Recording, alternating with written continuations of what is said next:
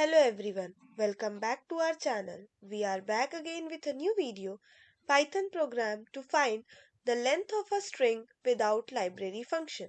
So let's start this with the program.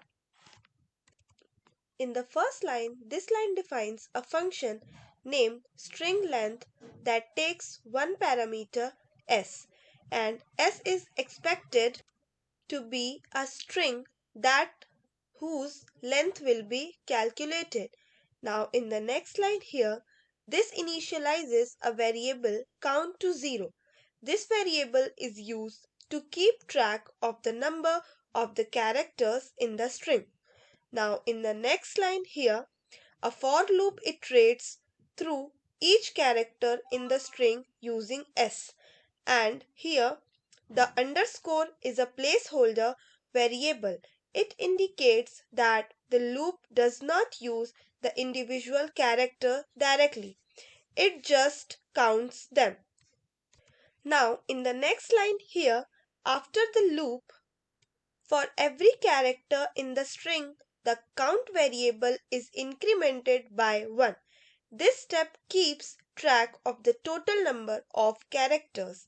Now in the next line here, after the loop completes, that is, all characters have been processed, the function returns the value of count, which is the length of the string. Now in the next line here, this prompts the user to input a string and reads the user input as a string and assigns it to a variable input string.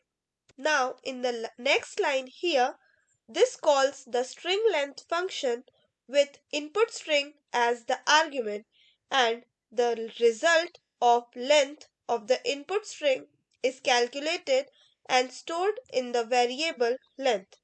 Now in the last line here, this prints the result to the console, and a formatted string is used to include the value of length within the message. So let's check this program. As we need to enter a string, hence the length of the string is 14. So thanks for watching this video.